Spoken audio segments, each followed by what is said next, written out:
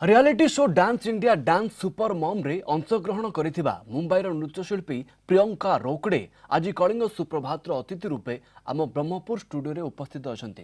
तांको सहित अधिक आलोचना करिवे आम दक्षिण ओडिशार मुख्य प्रकाश पट्टनायक। प्रकाश नमस्कार, कलिंग सुप्रभात को स्वागत। कहते हैं हौसला बुलंद हो तो इंसान आसमान को छू सकता है।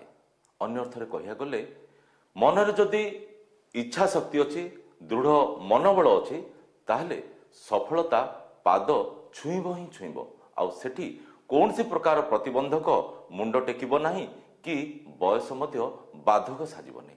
आज सेमिति जने महिला आम सहित जोड़ी होती आज अतिथि रे आउ सी होती सुदूर मुंबईर जड़े कोरियोग्राफर तथा नृत्य शिल्पी प्रियंका रोकड़े जी।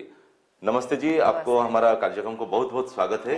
तो पहले हमें जानना चाहते हैं कि आप जो सुदूर मुंबई से आए हैं, कल आपका जो ये इधर एक कल्चरल प्रोग्राम में आपने डांस किए हैं, तो ये बरहमपुर शहर आपको कैसे लगा?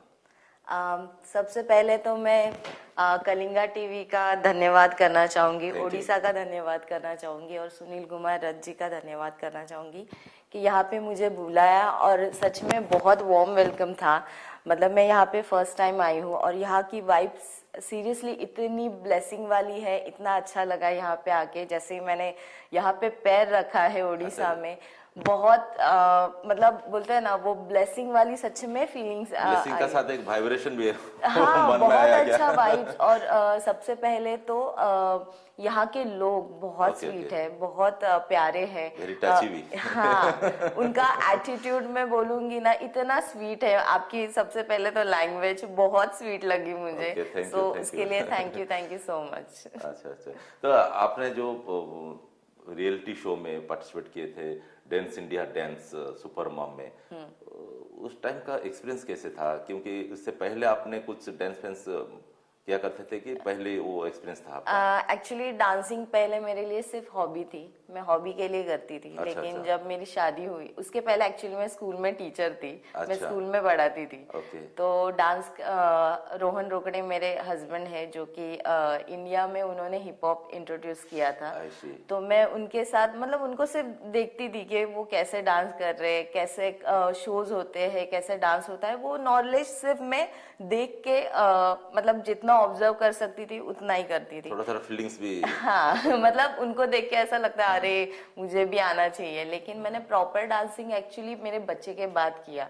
जब मैं मेरा बच्चा 1.5 साल का था तो मैंने आपने स्टेज शो देखकर अब मन में आता था कि टीवी और फिल्म में देखकर? ऑब्वियसली किसी को भी ऐसे कोई भी आर्टिस्ट होता है तो उनको देख के तो लगता है कि हाँ यार मुझे भी ऐसे डांस या फिर मुझे भी ऐसा कुछ मेरे साथ होता तो कितना अच्छा होता, कितनी अलग दुनिया होती। तो वैसे फीलिंग आती थी। लेकिन ऑब्वियसली जैसे जो मेरे घर में डांसिंग को इतना वैल्यू नहीं था, वो आज भी कहीं ना कहीं बहुत सारी जगहों पे है कि इतना वैल्यू नहीं देते। क्यों? रीजन क्या है? आप क्या सोचते हैं? मेरे ख्याल से जो पहले से आया है कि डांसिंग मतलब बहुत नीचे वाले जो लोग होते हैं वही करते, मतलब जहां तक मैंने सुना है यही रीजन होता था कि ये अपने अभी भी मन में ऐसे हैं बहुत सारे लोगों बहुत का। सारे लोगों के मन में है कि ये अपने लिए नहीं है। ये लोग लो कास्ट जो होते हैं वो मोस्टली ऐसे डांस करते हैं। हम जो middle class just to earn money, हाँ उसके लिए होता है। लेकिन बहुत सारे लोगों को ये नहीं पता कि ये सिर्फ एक कला है। वो कोई नीचा जात या ऊपर जात ऐसे इसके लिए नहीं है, वो गॉड गिफ्ट है, गॉड का ब्लेस हाँ है, ब्लेसिंग गॉड का है। गिफ्ट है, तो हाँ आगे बढ़ हर सकते किसी हैं। में अलग अलग टैलेंट होता है, वही किसी किसी के लिए डांसिंग टैलेंट दिया हुआ है। तो ये लोगों के अभी तक बोलते हैं ना एजुकेशन या फिर नॉलेज में इतना अभी तक आया नहीं है। लेकिन धीरे धीरे ये बढ़ता जा रहा है। जैसे नई नई जनरेशन आ रही है वो नई नई चीजों का एक्सेप्ट करती है, तो इसके लिए वो धीरे धीरे फैलता जा रहा है और वो फैलेगा और भी ज्यादा फैलेगा। वो रियलिटी शो का कैसे एक्सपीरियंस था उस दिन का? थोड़ा रियलिटी शो का सबसे पहले तो मैं बहुत डर गई थी क्योंकि मैंने इसके लिए ऐसे ही मैंने टाइम पास बोलते हैं ना उसके लिए मैंने ऑडिशन दिया था। अच्छा, अच्छा। हाँ, मेरे इतना सीरियस नहीं थे आप? नहीं, मेरे हस्बैंड ने कहा कि तू देख एक्सपीरियंस ले कि हमारी इंडस्ट्री कैसी है। क्योंकि ऑब्वियसली हम लोग यहाँ पे बैठ के लोगों को बहुत स्ट्रिक्टली जज करते हैं, लेकिन तू वहां पे जा, देख कि मैं कैसे काम करता हूँ, तुझे भी नॉलेज आ जाएगा, क्योंकि मेरा प्रोफेशन अलग था, उनका अलग था। तो मैंने मन में भी जो डर भी रहते हैं ना हाँ, स्टेज शो के स्टेज लिए, फियर वो वो भी एक फियर निकल वो भी हाँ। चला जाएगा। तो मैंने ऐसे ही दे दिया था, चलो देख के आती हूँ क्या है, लेकिन मैं गई और मैं सिलेक्ट हो गई। ओके। तो वो मेरे लिए एकदम टर्निंग पॉइंट था। आपने सिलेक्ट हो गए कि आपका हस्बैंड का कुछ हाथ था? नहीं नहीं, नहीं मैंने था, ओके एंड ओके। तक वहां पे किसी को नहीं बताया था कि मैं ठीक है ठीक किसकी है ठीक वाइफ है। हूँ। बहुत ऐसे ये भी आया, फैल जाता है वहां अच्छा पे। अच्छा। तो एक दो ऐसे ही जो अननोन फेस थे, वो भी हम लोग कैसे बात करते बैठ गया। ओके। तो उन्होंने बोला, अरे पता है यहाँ पे रोहन रोकड़े की वाइफ आई है, मुझे ही बता रहे, जो कि मैं ऐसी थी, अच्छा वो मैं वही हूँ। Okay okay. लेकिन फिर स्टेज पे परफॉर्मेंस होने के बाद जब मुझे गीता माँ ने पूछा कि आपके हस्बैंड का नाम क्या है, फैमिली के बारे में जब उन्होंने पूछा, तब मैंने बताया आफ्टर कि सिलेक्शन? हाँ, ओके। सिलेक्शन। फिर मैंने उनको बताया कि मैं मेरे हस्बैंड रोहन रोकड़े हैं। तो वो ऐसे हो गए, अरे तू रोहन रोकड़े की वाइफ है। तो तभी उनको पता चला कि मैं कौन, मतलब किसकी वाइफ हूँ। उस ये दिन स्टेज में और कौन कौन थे जज? गोविंदा जी थे, टैरेंस सर थे और गीता माँ थी, और जो मेरे मास्टर थे वो सिद्धेश भाई थे, वो लोग थे। अच्छा, वो तो 2015 में हुआ था ना? 15 में, अच्छा, 2017 में, 2015 से आपका जो कुछ भी टर्निंग पॉइंट आया होगा ना आपका लाइफ में, आपका करियर में, वो कैसे था? अरे बहुत चेंज हो गया, मतलब मुझे पता है, जब मैं गाड़ी से भी नॉर्मल ट्रैवल कर रही हूँ, मेरे दिमाग में भी नहीं रहेगा। अच्छा। लोग अरे प्रियंका रोकड़े, अरे अच्छा, तब अच्छा। याद आता है, अच्छा मैं कुछ बन गई हूँ, लोग मुझे जानने लगे हैं, फेस मेरा नेम और नोन हो फेम चुका। हाँ, दोनों भी बहुत आ गए बड़ा। आपका। जहाँ पे भी मैं जाती थी, लोग सेल्फी आके लेते थे, ऑटोग्राफ लेते थे। तो ये मेरे लिए बहुत बोलते हैं ना, बहुत बड़ा ऑनर होगा। हाँ, हाँ। मिरेकल था मेरे लिए कि अच्छा। अचानक से ये सब नया, सब कुछ बहुत अच्छा लग रहा और था। दूसरा रियलिटी शो में भी आपने पार्टिसिपेट किए हैं 2017 में, बिग मैम। बिग मैम साहब। बिग मैम साहब में, उसमें तो वो प्रोग्राम में तो आपको रनर्स अप ट्रॉफी मिला ना? जी जी हाँ, जी।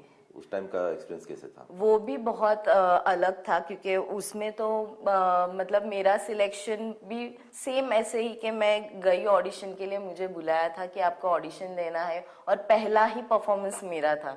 तो मैं तभी तो थोड़ा डर गई तो थी। प्रोग्राम का फर्स्ट जो ऑडियंस के लिए जो हुआ था सिलेक्शन, हाँ, जो फर्स्ट आपने था? हाँ, अच्छा, मेरा ही अच्छा। परफॉर्मेंस था। और वो एक्सपीरियंस तो बहुत मतलब अलग ही बोलूंगी, क्योंकि हम लोगों को सिर्फ एक दिन मिलता था परफॉर्म सेट करने के लिए, और दूसरे दिन तुरंत परफॉर्मेंस होता था। एक महीने में हम लोगों ने 4 महीने की शूटिंग कंप्लीट की थी। तो वो बहुत हेक्टिक काम था। मतलब हम लोग पतले हो गए थे, अच्छा अच्छा, इतना प्रोग्राम काम, करते करते। काम इतना बहुत काम, मतलब। और एक दिन का 2-2 परफॉर्मेंस होता था। और मोस्टली कैसा होता है डांसिंग में, है ना, आपको ये बहुत यूज करना पड़ता है कि आपको प्रेजेंस ऑफ याद, माइंड। हाँ, याद करना है, आपको कैमरा को भी फेस करना है, अच्छा। फिर साउंड के ऊपर ध्यान देना है, एक्सप्रेशन भी देना है। तो वो तभी फिर मेरे एक्सपीरियंस में ये हमेशा जुड़ता गया। मैं हर वक्त नया नया कुछ ना कुछ, ये रियलिटी शो की वजह से या फिर स्टेज शो भी होते हैं, उसकी वजह से हमेशा कुछ ना कुछ सीखते रहते हैं। और हमें हमेशा अपना ब्रेन यूज करना ही पड़ता है। बोलते हैं ना कि डॉक्टर लोगों को पता है, बीमारी अगर बुखार आया तो यही गोली देनी है, सर्दी हुई यही गोली देनी है, लेकिन हम लोग ऐसा नहीं कर सकते। हमें हर वक्त नया स्टेप सोचना अच्छा पड़ता अच्छा। है। ठीक है ठीक है। जो नया स्टेप सीखना पड़ता है, इसलिए आपका जो हस्बैंड, उनका भी कुछ हाथ रहता है कि नहीं? हाथ रहता है, मतलब वो कुछ आपको सिखाते हैं कि नहीं? अरे बहुत, वो तो बहुत डांटते हैं अच्छा मुझे। अच्छा। हाँ, जब भी हम लोग नहीं, साथ पहले में। तो आपने बताया ना आपका वो जो मास्टर है और दूसरा नाम कुछ लिए आपने, हाँ, तो इसलिए सिद्धेश, मैं पूछ रहा हूँ। हाँ, एक्चुअली वही मेरे गुरु है। मेरे हस्बैंड ही मेरे गुरु है। अच्छा अच्छा। हाँ, ओके। तो हम लोग घर पे रिहर्सल जब करते हैं, या फिर रिहर्सल हॉल में भी जब शोज होते हैं, तो सबसे पहले मैं उनको असिस्ट भी करती हूँ। अगर कुछ भी गलती हुआ तो वो सबसे पहले मुझे ही डांटते हैं। और वो बहुत स्ट्रिक्ट है इस मामले में, क्योंकि उनके लिए पर्सनल लाइफ अलग रखते हैं और प्रोफेशनल कंप्लीटली अलग। वो वहां पे मैं उनकी वाइफ बिल्कुल भी नहीं होती, वहां पे मैं सिर्फ उनके अंडर काम करने वाली एक लड़की हूँ। अच्छा अच्छा, बहुत हाँ, अच्छा। तो जो आपने जो दूसरा जो रियलिटी शो जो वो बताया ना, बिग मैम साहब जो मिले, उधर आपको रनर्स अप ट्रॉफी भी मिला ना? जी। जो उस टाइम का फीलिंग्स आपको कैसे था, क्योंकि पहले जो रियलिटी शो में आपको कुछ नहीं मिला था ना? हाँ, हाँ। मुझे मैं ऐसा हुआ था डीआईडी सुपर मॉम में। मैं पहले टॉप 7 में गई, फिर और 2 वाइल्ड कार्ड आ गए, फिर वापस टॉप 9 तक मैं पहुंची और फिर उसके बाद मैं एलिमिनेट हो गई। तभी फिर ऐसा हो गया था, अरे थोड़े के लिए रह गया, मतलब मैं टॉप 5 या फाइनलिस्ट तक जा सकती थी या फिर विनर भी हो सकती थी, क्योंकि वहां पे भी बोला जा रहा था कि अरे नहीं वो विनिंग क्वालिटी है करके, तो अपने आप मुझे कॉन्फिडेंस आने लगा था। फिर ये जो सेकंड शो किया वहां पे भी सेम ऐसे ही था कि मुझे सब लोग बोल रहे थे विनर ये है, विनर ये है, यही बोलते थे, तो वो एक कॉन्फिडेंस अच्छा। बूस्टअप करते थे। और वो फर्स्ट रनर अप जब अनाउंस किया तब भी ऐसा हुआ, एक एक पॉइंट के लिए चूक गई मैं, लेकिन जो जजेस थे करिश्मा तन्ना और ये संभावना सेठ, अच्छा। ये दोनों मेरे तभी जज थे। तो उन्होंने मुझे तभी आके बोला था, एक्चुअली मतलब विनर जैसा ही तुमने परफॉर्मेंस किया, लेकिन हम लोग ओवरऑल देखते हैं तो किधर ना किधर एक पॉइंट से, वो सिर्फ एक पॉइंट की वजह से मैं first runner up I, winner नहीं बनी। लेकिन ठीक है, मेरे लिए ये भी बहुत बड़ी बात है, क्योंकि मैं ऑब्वियसली सीखी नहीं हूँ। अगर ठीक है। मेरे पापा भी एक्चुअली बोलते हैं, अगर तू पहले से ही मैं थोड़ी छूट दे देता, तुझे हाँ। सिखा देता, तो आज तू और एक लेवल अप ही बस रहती बस थी। बस हाँ, तो तो रियलाइज भाई किए हैं पापा ने। हाँ, मतलब ऑब्वियसली फैमिली का सपोर्ट बहुत जरूरी है, जो अभी मेरे पापा मुझे कंप्लीटली सपोर्ट करते हैं। पहले वैसा नहीं था, जैसे मैंने कहा कि पहले लोगों की नॉलेज इतनी नहीं थी कि डांसिंग एक्चुअली क्या है। तो मेरे मेरे खुद के घर में भी सेम यही चीज थी, उनको नहीं पता था, लेकिन थैंक्स टू रोहन के उनके वजह से सबको पता चल रहा है कि डांसिंग की ओके, क्या है। तो मॉम के लिए आपने क्या बताएंगे? हाँ, मॉम के लिए मैं तो यही बोलूंगी, अपने ड्रीम्स पे कभी गिव अप मत करना, क्योंकि मैं एक बोलूंगी, खुद को मानती हूँ कि मैं एक एग्जाम्पल हूँ कि मैंने बच्चे के बाद, बच्चा होने के बाद, वो भी बहुत छोटा था, 1.5 साल का ही था, मैंने उसके बाद डांसिंग स्टार्ट किया और अपने सपनों पे भरोसा रखा। प्लीज पॉजिटिव रहिए, आपके साथ सब कुछ अच्छा होगा, आपका अगर इंटेंशन अच्छा होगा, आप अच्छी सोच रखते हो, तो आपके साथ अच्छा होने से कोई नहीं रोक सकता। तो इसके बाद आपने कोरियोग्राफर को, you have taken it as a your career, तो उसके बारे में थोड़ा बताइए। क्या क्या आपने किए हैं, और बहुत सारी प्रोग्राम में भी आपने पार्टिसिपेट किए हैं। जी, मैंने मतलब रियलिटी शोज के बाद मैंने बहुत सारे शोज में एज अ असिस्टेंट कोरियोग्राफर काम किया है, फिर खुद के भी शोज किए हैं मैंने एज अ कोरियोग्राफर। फिर मैं चैनल्स के कॉन्ट्रैक्ट में थी, उनकी तरफ से मुझे बहुत सारे ऑफर्स मिले, उनके साथ मैंने टीवी शोज किए हैं। फिर जो वेडिंग शोज होते हैं, कॉर्पोरेट शोज होते हैं बड़े बड़े कंपनियों के, मैंने उनके साथ एज अ कोरियोग्राफर और असिस्टेंट कोरियोग्राफर काम कर किया। रहे हैं, हाँ ओके। जी, तो मतलब ऐसा नहीं है कि मैं एक मॉम हूँ या अच्छा, फिर अच्छा। मैरिड हूँ तो मुझे काम नहीं मिलेगा। आपका टैलेंट आपका काम दिलाता है, बात करता आप है। जब कहाँ पर भी जाते हैं आप बताते हैं कि मैं मैरिड हूँ, मैं मॉम हूँ, हाँ हाँ हाँ बताते हैं? हाँ हाँ, अच्छा ऑब्वियसली मुझे अच्छा। उल्टा वो बहुत प्राउड है कि मैं मैरिड हूँ, मेरा एक ओके बच्चा ओके। है, मुझे वो बताने में बहुत अच्छा लगता है, क्योंकि ऑब्वियसली इतना होने के बाद अपनी बहुत लोगों की अभी भी मेंटालिटी है, एक बार शादी हो गई ना तो खत्म, मतलब लड़की का करियर तो खत्म ऐसा, लेकिन ऐसा नहीं है। बहुत सारी लेडीज है जो बहुत बड़े बड़े एग्जाम्पल है कि शादी के बाद, बच्चा होने के बाद भी वो बहुत कुछ करते हैं। बहुत कुछ करते हैं, बहुत कुछ करते हैं। तो मैं भी उसका एक पार्ट हुई, ये बताने के लिए मुझे बहुत बहुत प्राउड खुशी होता लगता है। है। हाँ। ओके ओके, तो आगे क्या आपने सोचे हैं?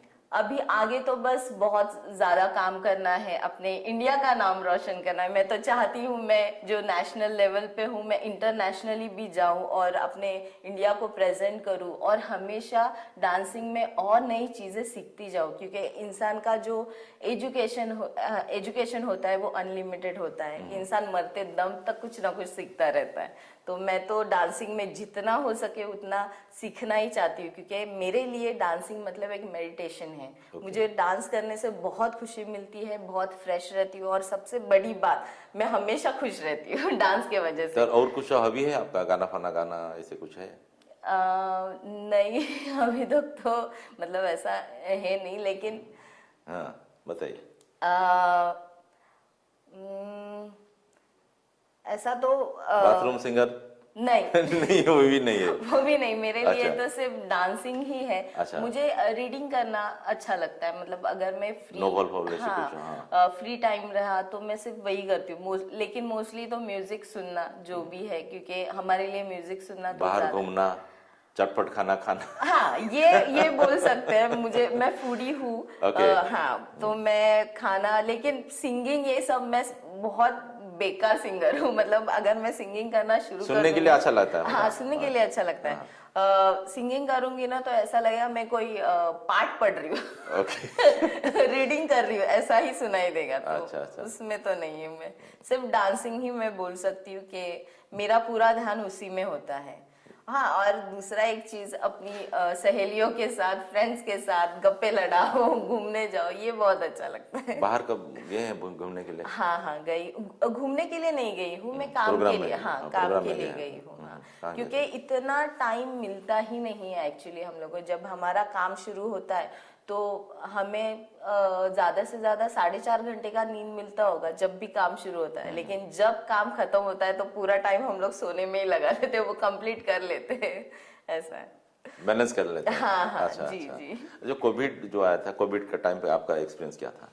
अरे बहुत मतलब हमारे लिए एक्चुअली जितने भी डांसर्स, कोरियोग्राफर्स रहेंगे या सब फिर आर्टिस्ट के फिल्म लिए, हाँ, सब आर्टिस्ट के लिए बहुत। बहुत ही भयानक था वो, क्योंकि काम कंप्लीटली बंद हो चुका था। और हमारे लिए काम मतलब पूजा है। उसके एग्जैक्टली। ऐसा नहीं है कि हमें मंथली सैलरी मिलती है। जितना हम लोग काम करते हैं हमें उसी के पैसे मिलते हैं। और कंप्लीटली 2 साल बंद होने की वजह से नो इनकम, नथिंग। और हमारा काम ही क्राउड के ऊपर डिपेंड होता है। और क्राउड ही बंद है वहां पे, जहाँ पे लोग इकट्ठा नहीं हो सकते, वहां पे काम ही नहीं मिलेगा आपको। तो हमारे लिए तो बहुत ये डिफिकल्ट सिचुएशन था। कोई सपोर्ट नहीं, कुछ नहीं। हम लोगों को पता है सारे आर्टिस्ट लोगों ने कैसे काम किया, और अभी अभी धीरे धीरे थोड़ा थोड़ा काम शुरू हो गया। तो हमारे लिए तो बहुत बोलते हैं ना, भयानक सिचुएशन ही था। मतलब जीने मरने का, जैसे कोविड में था कि लोग मर रहे, तो हम लोग को तो ऐसा लग रहा था हम लोग भूख से ना मर जाए। क्योंकि खाने के लिए कैसे सब कुछ एडजस्ट करना है, घर का देखना है, बच्चे हैं हमारे, उनका बहुत सारे एजुकेशन। लोग के लिए ऐसे ही जी, एक्सपीरियंस जी। आया है। मतलब लेकिन फिर भी हम लोग ऐसा सोचते थे एटलीस्ट हमने कुछ तो कमाया है, उसके ऊपर हम लोग जी सकते हैं। उन लोगों का क्या, जो डेली बेसिस पे Yeah. काम करते हैं, जो डेली 10 रुपए 15 रुपए कमाते हैं, और एक वड़ा पाव या फिर ऐसा कुछ चीज खा के वो लोग सरवाइव जी करते लेते हैं। हैं। तो हम लोग उनको देख के फिर ऐसा होता है चलो उनसे तो हम हम लोग better ठीक है। है। हाँ, हाँ। तो यही सोच रख के हम लोगों ने 2 सरवाइव साल। किया। हाँ, निकाला है। लेकिन आई होप कि ये भी बुरे दिन जो होते हैं वो खत्म हो ही जाते हैं। जल्दी कोई खत्म हो जाएंगे, हाँ। वो ज्यादा देर तक नहीं रहते हैं। और मेरी मम्मी हमेशा कहती है, मतलब मराठी में एक ऐसा बोलती है कि दुःखाची दरी ओलांडल्याशिवाय सुखाची हिरवळ दिसत नाही। मतलब दुख के जो दरी रहता है, जो पहाड़ रहते हैं, हाँ, वो हाँ। जब तक पार नहीं करते ना, Okay. आपको सुख भरी हरियाली नहीं दिखाई देगा। हाँ, तो Okay. ये भी दुखों के पहाड़ है जो हम लोग पार कर ही लेंगे, और उसके बाद खुशी आ ही जाएगी। ये जल्दी ही सब कुछ प्रॉपर, सब नॉर्मल हो ही जाएगा, आई एम श्योर। कोई सीरियल और कोई फिल्म में आप पार्टिसिपेट किए मन में है क्या? मैंने बीच में एक वेब सीरीज के लिए मैं सिलेक्शन हो गया था, लेकिन तभी कोविड आ गया और वो शूटिंग बंद हो गई थी। लेकिन मेरा है कि मैं करूंगी। और मैंने जो एक शर्लिन चोपड़ा का जो टूनू टूनू अभी कोविड के पहले एक वीडियो आया था, उसमें मैंने असिस्टेंट कोरियोग्राफर का काम किया था, उनको सिखाया था। फिर एक गुजराती मूवी थी, वहां पे भी मैंने एज ए असिस्टेंट कोरियोग्राफर काम किया था। चलो, टाइम हो गया तो अभी हमको जी। मेन स्टूडियो को जाना है। वो प्रवीण उधर है। जी, तो बहुत अच्छा लगा, आपने बहुत सारी बात की है। तो जी, चलो, thank you so much, thank you. अनेक अनेक धन्यवाद प्रकाश ए सुंदर आलोचना पर। सीधासड़क प्रकाश आम सहित ब्रह्मपुर स्टूडियो जोड़ी होते समय होइछि। आज कलिंग सुप्रभात को एठी रखिबा।